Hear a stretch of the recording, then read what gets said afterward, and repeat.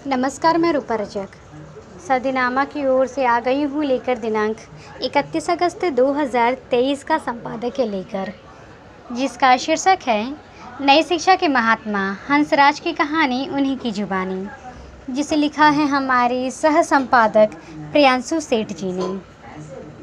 बात करते हैं हंसराज जी की कहानी की, जो उन्हीं की जुबानी कही गई है। वे कहते हैं, मैंने एक बार लाहौर में एक साधु आया हुआ था, ऐसा सुना है, जो ईसाइयों से वेतन पाता और हिंदू धर्म के विरुद्ध उपदेश करता।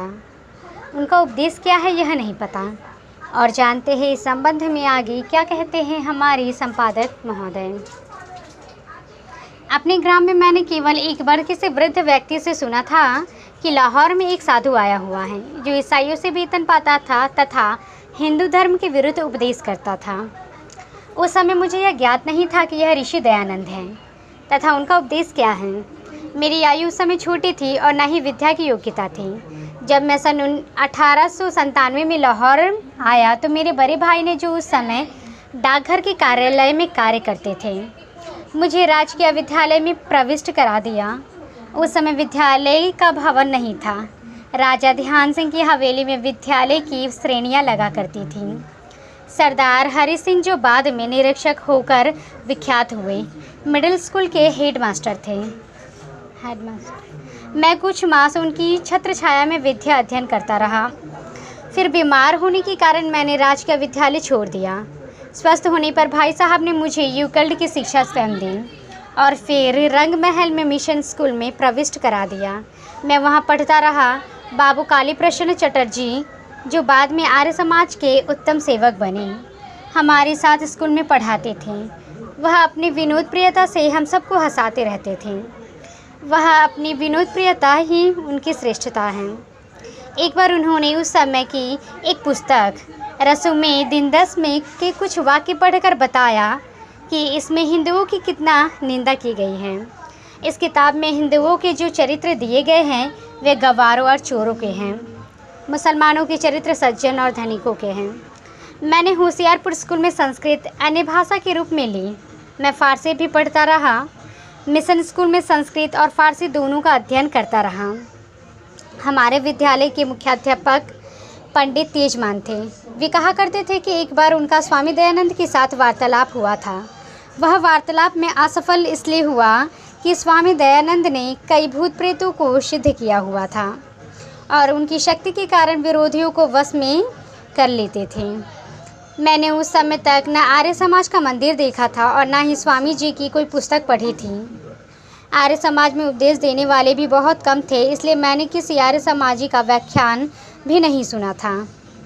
उस समय मिशन स्कूल में 2 मास्टर प्रसिद्ध थे। पादरी फॉरमैन साहब तो स्कूल के प्रिंसिपल थे। विद्यालय के हॉल में सब विद्यार्थी और अध्यापकों को एकत्रित करके नमाज पढ़ाते और इंजील की किसी आयत की व्याख्या करते। विद्यार्थियों के साथ उनका विशेष संबंध नहीं था। स्कूल के हेडमास्टर श्री रामचंद्र दास बड़े योग्य, लड़कों से प्रेम करने वाले, देश प्रेमी तथा उदार हृदय ईसाई थे। सेकंड मास्टर श्री बोस अपने विषय में कोई विशेष ध्यान नहीं देने वाला और विशेष योग्यता नहीं रखते थे, परंतु मिशन स्कूल के लिए धन एकत्रित करने में बड़े निपुण थे। लड़के उनसे विनोद भी कर लेते थे। इसका कारण यह था कि अवकाश देना और शुल्क तथा जुर्माना प्राप्त करना उनका कार्य था। छुट्टी देते समय वे देख लिया करते थे कि उस दिन कोई हिंदुओं का त्यौहार अथवा कुछ नहीं है। उदाहरणतः श्राद्धों के दिन में जो विद्यार्थी छुट्टी लेता है उससे वह 2 पैसे प्रतिदिन उगा लिया करते थे। कभी कभी झगड़ा भी हो जाता, परंतु अध्यापक महोदय स्कूल की आर्थिक दशा का बहुत ध्यान रखते थे। मेरे संबंध में उनका यह विचार था कि मैं योग्य विद्यार्थी हूँ, परंतु साथ ही कुछ चंचल भी हूँ, क्योंकि मैं कह दिया करता था कि जिन त्यौहारों में सम्मिलित होना ईसाई पादरी ठीक नहीं समझते, उनमें सम्मिलित होने का टैक्स लेते हैं। टैक्स लेना उचित नहीं। एक दिन हमारी 10वीं श्रेणी हेडमास्टर महोदय के पास अंग्रेजी की पुस्तक, जिसका नाम था सीनियर रीडर, पढ़ रहा था। अध्यापक महोदय जानते थे कि मैंने इजरत ईसा के जीवन चरित्र की पुस्तक, जो हमारा कोर्स में था, अच्छी प्रकार से पढ़ा हुआ है। अतः इस पुस्तक में से जुड़ा मुझसे बहुत सारे प्रश्न किया करते थे। मैंने उनका संतोषपूर्ण उत्तर देता था और दिया भी। वे मुझसे प्रसन्न थे। सीनियर रीडर में प्रथम पाठ यह था कि संसार को बने हुए 6000 वर्ष व्यतीत हुए हैं। जो मनुष्य आरंभ में हुए उनका अनुभव वर्तमान मनुष्यों की अपेक्षा बहुत कम था और इसलिए उनकी योग्यता और विद्या वर्तमान समय की अपेक्षा बहुत कम थी। हेडमास्टर महोदय ने मुझसे पूछा कि हंसराज, क्या यह सच है? मैंने बचपन की चंचलता में अध्यापक महोदय पर एक उल्टा प्रश्न कर दिया। मैंने पूछा कि क्या पिता का अनुभव अधिक होता है या पुत्र का? इसका उत्तर अध्यापक महोदय ने क्या दे सकते थे और क्या दिया। यह तो नहीं कह सकते थे कि पिता का अनुभव कम होता है। वे कुछ तंग हो गए थे। उन्होंने कहा, प्राचीन हिंदुओं को ईश्वर का ज्ञान नहीं था। वे अग्नि, वायु, जल, सूर्य आदि की पूजा किया करते थे। मैंने कहा, श्रीमान, यह बात तो ठीक नहीं है। सक्सेस हिंदस में मैंने पढ़ा हुआ था कि हिंदुओं को ईश्वर का ज्ञान था। वे परमेश्वर को मानते थे जिसके पाँव नहीं परंतु प्रत्येक स्थान पर पहुंचता है, उसके हाथ नहीं परंतु सब ग्रहण करता है, इत्यादि। मैंने सब कुछ सुना दिया। इसका उत्तर क्या बन सकता था, परंतु मुझे यह पता नहीं था कि अग्नि वायु की पूजा के संबंध में ठीक विचार क्या है। मैंने यूं ही यह सनातनी उत्तर दे दिया कि प्राचीन आर्य लोग इन भूतों के द्वारा परमेश्वर की पूजा किया करते थे, न कि भूतों की। हेडमास्टर महोदय संस्कृत से अनभिज्ञ थे। वे क्या कह सकते थे? अंत में उन्होंने कहा कि देखो, इस रीडर में यह लिखा है कि, और इसलिए यह सत्य है। यह उनकी युक्ति थी। मैंने तुरंत कह दिया कि रीडर बनाने वाले की मूर्खता है जो उसने ऐसा लिख दिया। इस पर उन्होंने मुझे 3-4 बेत लगाए और कक्षा से बाहर कर दिया। मैं बाहर निकल आया और अगले दिन सेकंड मास्टर साहब के पास गया और कहा कि हेडमास्टर महोदय के पास सिफारिश करके मुझे कक्षा में सम्मिलित होने की आज्ञा दे दी।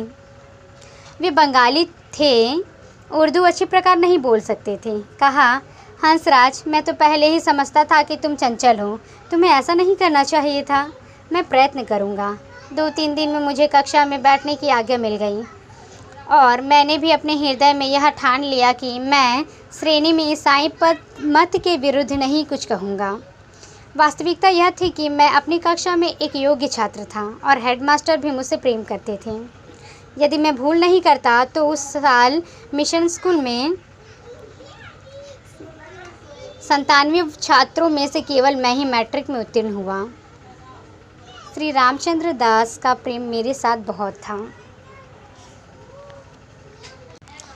उनके देश प्रेम की बातों को हम सब बहुत पसंद करते थे। यद्यपि वे ईसाई थे, फिर भी वे हृदय में उनका बड़ा आदर था।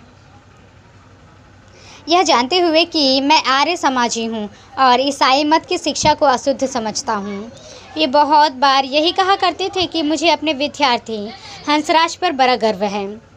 मैं भी जब कभी उनसे मिलता था तो उनके घुटने पर हाथ लगाकर उनको नतमस्तक नमस्ते करता था।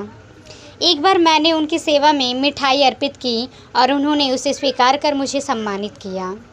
प्रधानाध्यापक महोदय के साथ मेरा जो विवाद हुआ था उससे मेरे हृदय पर विशेष प्रभाव पड़ा और मुझे यह जानने की इच्छा हुई कि क्या हमारे पूर्वज प्रकृति के उपासक थे अथवा केवल ईश्वर को ही मानते हैं और पूछते थे।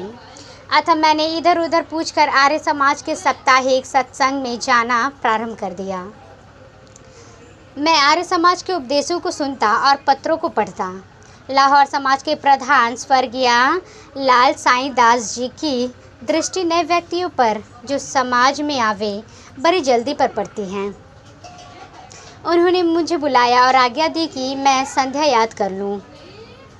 उन्होंने विद्यार्थियों का उत्साह बढ़ाने के लिए यह सूचना दी कि जो विद्यार्थी उनको संध्या कंठस्थ सुना देगा उसको वे पारितोषिक देंगे। मैंने संध्या उन्हें सुना दी और उनसे 2 रुपये पारितोषिक के रूप में प्राप्त कर लिया। मैं समाज के साप्ताहिक सत्संगों में से कभी अनुपस्थित नहीं होता।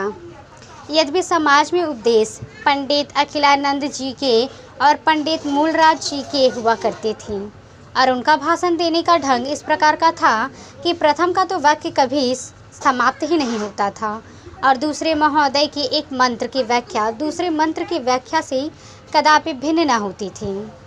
इनके पश्चात भाई दत्त सिंह जी सरोवर जौहर सिंह जी के लेक्चर सिख इतिहास और ईसाई मत का खंडन बड़े आनंद से सुनते थे। उस समय ये दोनों महोदय आर्य समाज के सदस्य और लेक्चरर थे और आर्य समाज में उनका अच्छा मान था। बाद में विशेष कारणों से वे आर्य समाज के कट्टर विरोधी बन गए। मुझे साप्ताहिक सत्संग में सम्मिलित होने की इतनी लगन थी कि मैं समाज के सत्संगों से अपने मैट्रिक की परीक्षा के दिनों में भी उपस्थित नहीं रहा। खनौट आर्य समाज की विचारधारा सामाजिक कुरीतियों की नास्यत्री और बौद्धिक क्रांति की प्रकाशिका है। इसके वैदिक विचारों ने अनेकों हृदय में सत्य का प्रकाश किया। इस लेख के माध्यम से आप उन विद्वानों के बारे में पढ़ेंगे जिन्होंने आर्य समाज को जानने के बाद आत्मोन्नति करते हुए समाज को उन्नतिशील कैसे बनाएं, इसमें अपना वर्चस्व अर्पित कर दिया। ये लेख स्वामी जगदीश्वरानंद द्वारा संपादित वेद प्रकाश मासिक पत्रिका के 1955 के 58 के अंकों में मैं आर्य समाजी कैसे बना नामक शीर्षक से प्रकाशित थे। तो ये था दोस्तों हमारा आज का संपादकीय। कल फिर लौटेंगे एक नए विषय एक नए संपादकीय के साथ। तब तक के लिए नमस्कार। नई सदी, नया साल, नया महीना, खबरें भी नई। चंद्रयान से आसमान तक, देश से विदेश तक, बाजार से जन सरोकार तक, सब पर है हमारी पकड़। देखिए खबर सदीनामा, सदीनामा, सदीनामा।